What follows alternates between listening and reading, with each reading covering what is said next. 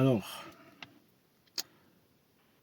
comme je l'ai dit à d'autres endroits, il faut réagir quand les Mathieu Lavagna et autres modernistes activistes du Vatican moderniste, donc anticatholiques, eh bien, sortent du bois et nous attaquent.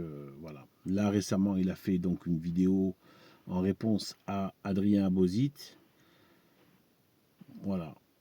Anti-c'est-des-vacantistes. Donc, ok. Je vais pas faire quelque chose de très docte, etc. C'est même pas nécessaire.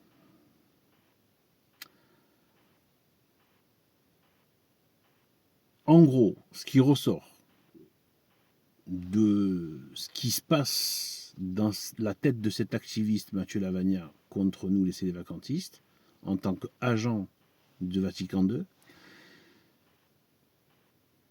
c'est cette espèce de... D'ailleurs, il n'est pas le seul. D'autres modernistes sont en train de développer la même parole, donc il y a une cohérence. Attention, il faut suivre le fil, la toile d'araignée.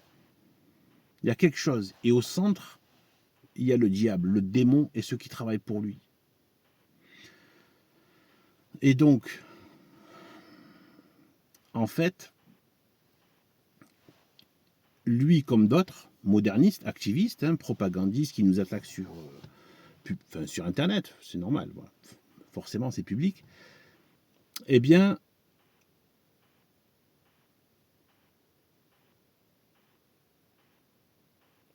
ils ont cette espèce d'obsession en ce moment de vouloir absolument faire passer l'idée, donc la faire admettre, et peupler l'imaginaire collectif, comme quoi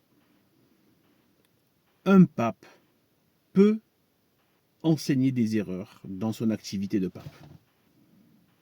Donc il n'est pas infaillible. En fait, les imposteurs de Vatican II, évidemment qu'ils ne sont pas infaillibles, puisqu'ils n'ont pas l'assistance du Saint-Esprit. Donc forcément, ils vont raconter beaucoup de conneries, beaucoup de choses contradictoires, beaucoup d'abominations.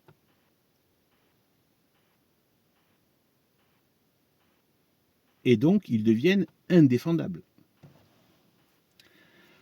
Sauf que justement, tous ces modernistes, dont Mathieu Lavagna, ce sont des avocats. Leur profil psychologique, c'est un profil d'avocat. Ou plutôt leur profil, je ne sais pas comment dire, leur profil de personnalité. C'est la personne, si vous voulez, c'est la fonction de l'avocat. L'avocat, il se moque de la vérité. L'avocat, ce qui compte, c'est de défendre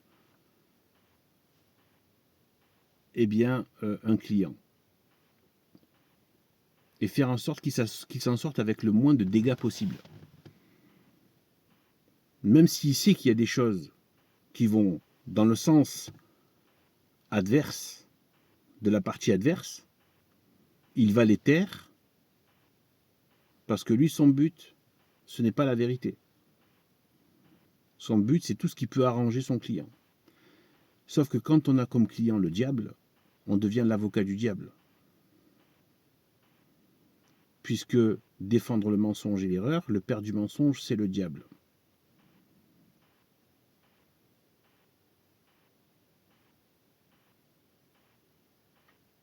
Donc ce sont des profils d'avocats. Il faut bien capter ça. Ce n'est pas des religieux, ce n'est pas des hommes de religion.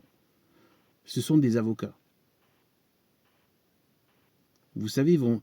D'ailleurs, les avocats, ils vont être dans des vices, ils vont chercher tout ce qui est... Ils sont des procéduriers. Et ils vont chercher des vices de procédure pour faire foirer, par exemple, une accusation. Ils vont aller chercher, en gros, la petite bête, pour la faire simple, ils vont chercher la petite bête pour faire foirer les punitions qui pourraient s'abattre sur son camp.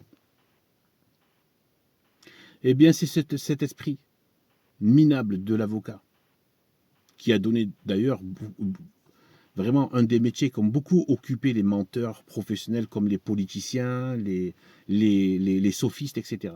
Souvent étaient des avocats, des juristes. Eh bien, pourquoi est-ce qu'ils tiennent tant à ce que le pape ne soit pas infaillible dans son activité, dans ses enseignements, dans son activité de pape quand il s'adresse publiquement à ses ouailles? Pourquoi est-ce que c'est si important pour ces modernistes? C'est ça la question qu'il faut se poser. Pourquoi c'est si important? En ce moment, il y en a quelques-uns qui passent leur temps à dire non, mais ils ne sont pas toujours infaillibles. Ils aiment bien ça.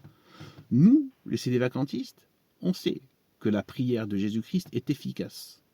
J'ai prié pour que ta foi ne défaille pas. Mais attention, pour les vrais successeurs de Saint-Pierre, pas pour les imposteurs. Cette prière ne fonctionne pas sur ceux qui n'ont pas la légitimité de pape. Eh bien, pourquoi ils tiennent à ce que le pape puisse dire des erreurs? Eh bien, parce que la situation, plus ça avance là, et plus ces avocats ont du mal à défendre leurs clients. Parce que ça devient de plus en plus énorme, les preuves accusatoires contre son client. Donc, qu'est-ce qu'ils doivent faire? C'est un peu comme la carte du déséquilibré pour les égorgeurs. Pour pas que tu vois qu'il y a un véritable plan à la fois d'invasion, d'invasion, de terreur, de terrorisme, donc de terreur, d'agression méthodique, voulue, avec volonté de détruire. Alors, on te fait passer ça pour un déséquilibré. Et bien là, c'est, vu que maintenant mon client devient indéfendable, on va dire que, ben, s'il a dit des erreurs, c'est parce qu'en fait, ben, il n'est pas infaillible. S'il raconte n'importe quoi, s'il a dit des énormités, il n'est pas infaillible. En gros, c'est une excuse bidon pour ne plus avoir à justifier les contradictions qui sortent de la bouche fétide et puante de ces faux papes, depuis Jean XXIII, Roncalli inclus.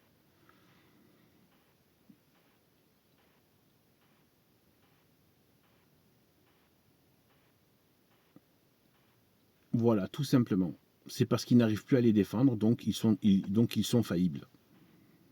C'est juste ça. Derrière, c'est juste ça. C'est pratique, hein.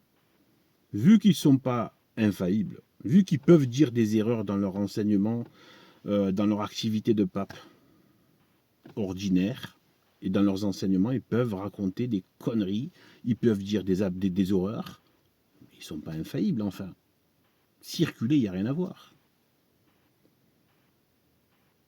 Donc, ils sont en train de vous dire que, référence à l'évangile, pour ceux qui connaissent, vous avez intérêt de connaître, hein, si vous êtes catholique, ces passages importants, ils sont en train de vous dire que le Père, et là en l'occurrence le Saint-Père, peut donner des serpents à ses enfants, quand ses enfants lui réclament, lui demandent du poisson. Que le Père peut donner des pierres et des cailloux à ses enfants qui lui demandent du pain. Comment tu peux justifier qu'un père donne du serpent au lieu de donner du poisson à ses enfants? Comment tu peux le justifier quand tu es un avocat? Qu'un père donne des cailloux à ses enfants qui lui demandaient du pain dans son activité ordinaire de père qui doit fournir ça à ses enfants. Entre autres, hein, bien sûr.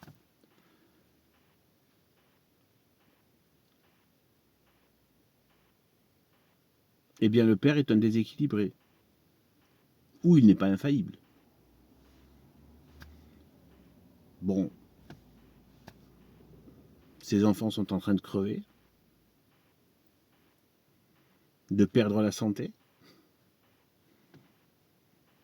Mais vous savez, dans son activité quotidienne ordinaire, il n'est pas infaillible. Ça peut arriver de confondre un serpent avec un poisson. Il y a des pierres qui sont un peu comme ça, jaune-beige, qui peuvent faire penser à du pain, quoi.